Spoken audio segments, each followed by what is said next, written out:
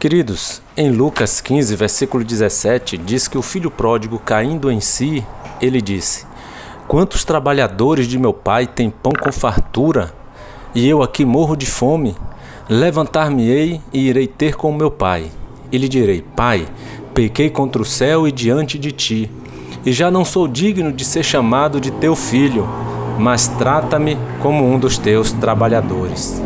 Queridos, estamos aqui diante da história de um rapaz que, ao cair em si, ele vai ter a sua vida totalmente transformada.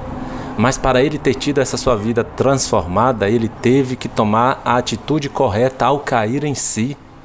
Qual atitude você tem tomado ao cair em si por algum erro que você venha ter cometido? O que fazer ao cairmos em si por algo de errado que nós fizemos? Você já cometeu algum erro e depois veio a cair em si? Qual foi a atitude que você tomou? Qual seria a atitude correta que nós devemos tomar diante de uma situação em que nós fizemos e depois viemos a cair em si? É porque esse rapaz, ele obteve o perdão de Deus e teve a sua vida totalmente transformada após ter caído em si, por um erro que ele cometeu. Do que é que nós estamos falando aqui? Você vai ver a partir do versículo 11, Lucas 15, a partir do versículo 11, que havia um pai ali que tinha 2 filhos, e o mais moço deles, ele resolve pedir a parte da herança ao pai. E vai dizer no versículo 13 que, passado não muitos dias, o filho mais moço, o mais novo, ajuntando tudo que era seu, ele vai partir para uma terra distante. E lá ele dissipou todos os seus bens, vivendo dissolutamente. Ele não investiu aquele dinheiro. Ele gastou com mulheres, com prostitutas, com meretrizes, gastou com os amigos em farras, bebendo. Versículo 14 em diante vai dizer que, depois de ter consumido tudo, sobreveio àquele país uma grande fome e ele começou a passar necessidade. No versículo 15 vai dizer que ele se agregou a um dos cidadãos daquela terra, e este cidadão o mandou para os seus campos para cuidar de porcos. E ali ele desejava fartar-se das alfarrobas que os porcos comiam, mas ninguém lhe dava nada. Aí no versículo 17, então ele vai dizer, quando ele cai em si, no versículo 17, caindo em si, ele vai dizer: quantos trabalhadores de meu pai têm pão com fartura e eu aqui morro de fome? Levantar-me-ei e irei ter com meu pai. E lhe direi: Pai, pequei contra o céu e diante de ti, e já não sou digno de ser chamado de teu filho, mas trata-me como um dos teus trabalhadores. Então, queridos, como eu disse, esse rapaz, ele obteve o perdão de Deus e teve a sua vida totalmente transformada após ter caído em si. Quando ele caiu em si, ele reconheceu o tamanho da besteira que ele havia feito na vida dele. E se nós queremos obter o perdão de Deus e termos as nossas vidas também totalmente transformadas e abençoadas por Deus, nós precisamos, não somente em um momento, mas constantemente estarmos caindo em si. Você tem caído em si pelos erros que você tem cometido diante de Deus e também diante das pessoas, não só diante de Deus. Você tem se permitido cair em si, e que atitude você tem tomado após ter caído em si? Nós temos esse grande exemplo. Este rapaz errou no início, mas depois ele corrigiu tudo. Ao cair em si, ele viu a besteira que tinha feito e ele procura então se reconciliar com o pai. Ele se dirige ao pai para confessar o seu pecado e pedir perdão por tudo que havia feito. E uma observação: quando ele caiu em si, ele reconheceu que o seu primeiro pecado não foi contra o pai, mas foi contra Deus. Tanto que ele vai dizer justamente aí no versículo 18, ele vai dizer: Pai, eu pequei contra o céu e diante de ti. Ele reconhece que o primeiro pecado foi contra Deus, foi contra os céus.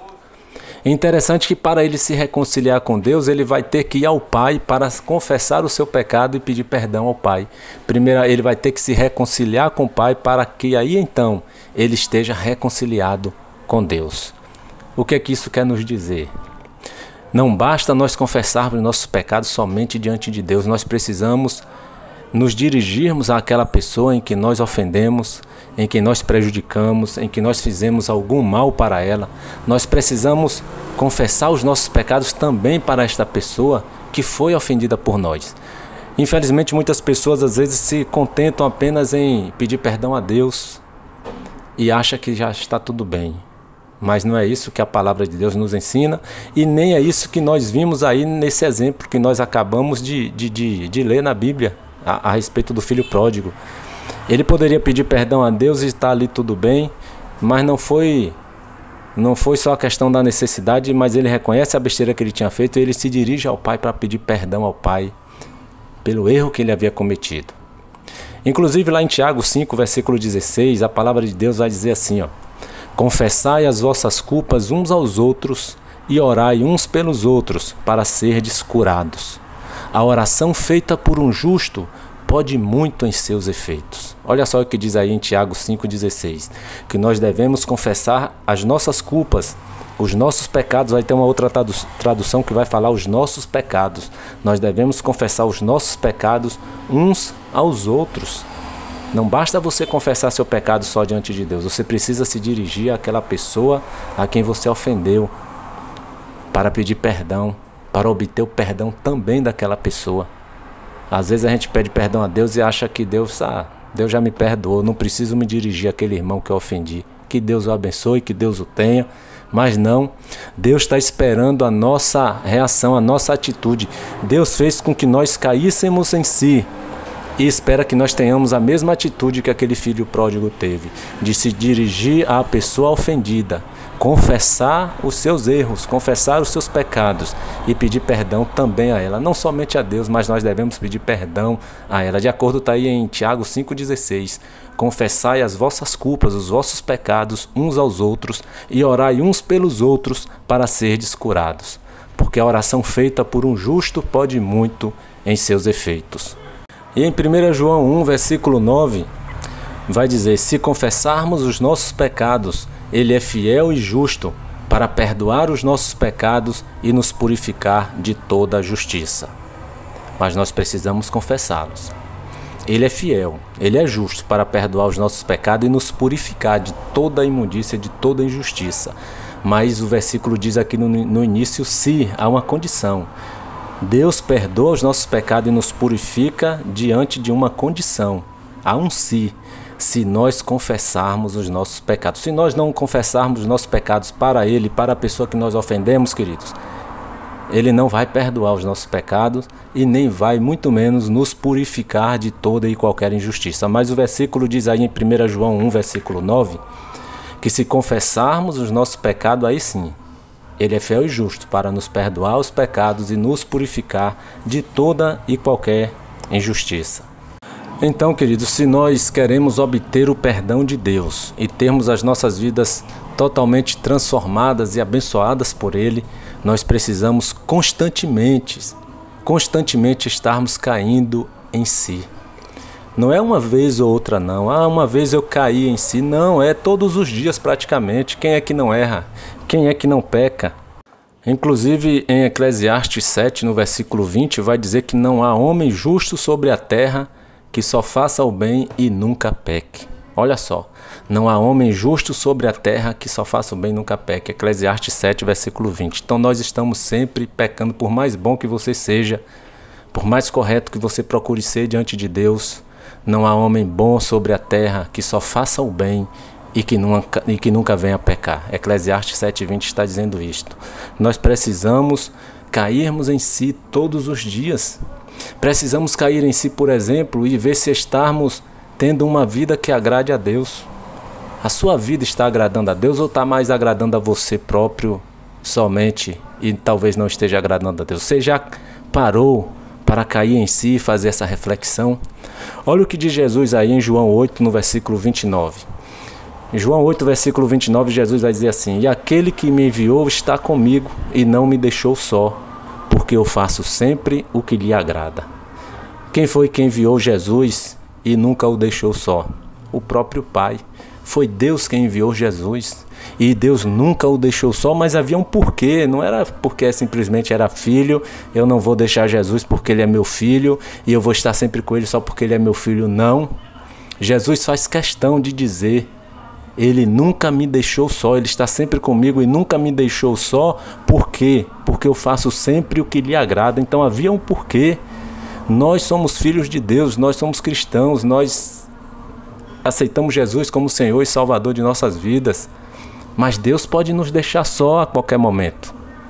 Deus pode nos deixar andar sozinhos se nós não buscarmos fazer sempre o que lhe agrada. Infelizmente a gente vê muitas pessoas, muitos cristãos, procurando fazer o que lhe agrada e não o que agrada a Deus. Vive uma vida mais para si do que para Deus. Vive uma vida mais para o seu reino do que para o reino de Deus, queridos. Se estivermos vivendo uma vida em que não agrade a Deus, com certeza nós vamos terminar só, nós vamos ficar só, nós vamos ficar sem as bênçãos do Senhor. Então nós precisamos todos os dias estar caindo em si para ver se de fato estamos andando nos caminhos do Senhor, para ver se de fato estamos tendo uma vida que agrade a Deus. Que você possa fazer essa reflexão todos os dias, cair em si e ver se realmente a minha vida agrada a Deus. Ela está me agradando, eu estou satisfeito, eu estou feliz, mas será que Deus está feliz? Será que da mesma forma como eu estou vivendo, a vida está me agradando, será que está conseguindo também agradar a Deus? Porque do contrário nós vamos ficar só. É o que Jesus diz aí em João 8, no versículo 29. Então, se queremos o perdão de Deus e as bênçãos também dele, nós precisamos constantemente estar caindo em si. Nós precisamos, por exemplo, cair em si e analisar se estamos verdadeiramente buscando a Deus em primeiro lugar. Isso está sendo prioridade para mim? Buscar a Deus em primeiro plano, em primeiro lugar? Porque Jesus vai dizer lá em Mateus 6,33 que devemos buscar em primeiro lugar o reino de Deus e a sua justiça, para que as coisas essenciais à nossa vida nos sejam acrescentadas. Você tem buscado em primeiro lugar o reino de Deus, a sua justiça, ou você tem buscado em primeiro lugar o seu reino e a sua própria justiça? Devemos refletir sobre isso. Precisamos também cair em si e ver se estamos tendo uma vida em santidade diante de Deus. Às vezes nós estamos achando que a vida está indo bem, nós estamos satisfeitos, mas e diante de Deus? Olha o que diz lá em 1 Pedro 1, versículo 15. Segundo é santo aquele que vos chamou, tornai-vos santos também vós em toda a vossa maneira de viver. Você tem se tornado santo em toda a sua maneira de viver, ou só em alguns momentos, ou só na igreja, ou só diante de pessoas cristãs que você fica ali santo? Diante do pastor, diante de seu líder espiritual, você é um santo. Mas quando você está longe dessas pessoas e desse cenário da igreja, por exemplo, você tem se comportado verdadeiramente como uma pessoa santa, que busca a santidade? 1 Pedro 1, versículo 15, diz que nós devemos ser santos em toda a nossa maneira de viver, no nosso falar, nosso pensar, nosso agir, nosso proceder, no nosso caminhar. Não apenas santo na presença de pessoas que professam a mesma fé que nós professamos. Então, queridos, nós precisamos também cair em si e deixarmos de reparar o cisco que está no olho do outro e tirar a trave que está no nosso próprio olho. Em Mateus 7, no versículo 3 até o 5, Jesus vai dizer assim: por que vês tu o argueiro no olho de teu irmão, porém não reparas na trave que está no teu próprio? Ou como dirás a teu irmão, deixa-me tirar o argueiro de teu olho, quando tu tens uma trave no teu próprio? Hipócrita, tira primeiro a trave do teu olho, então verás claramente para tirar o argueiro do olho do teu irmão. Muitas vezes nós não caímos em si e ficamos reparando o pecado que está na vida do outro e não reparamos o pecado enorme que está na nossa vida. É isso que Jesus está dizendo. Para você ver o pecadinho que está na vida do outro, primeiro olhe o tamanho do pecado que você está cometendo. Nós precisamos cair em si para não estarmos pecando contra Deus.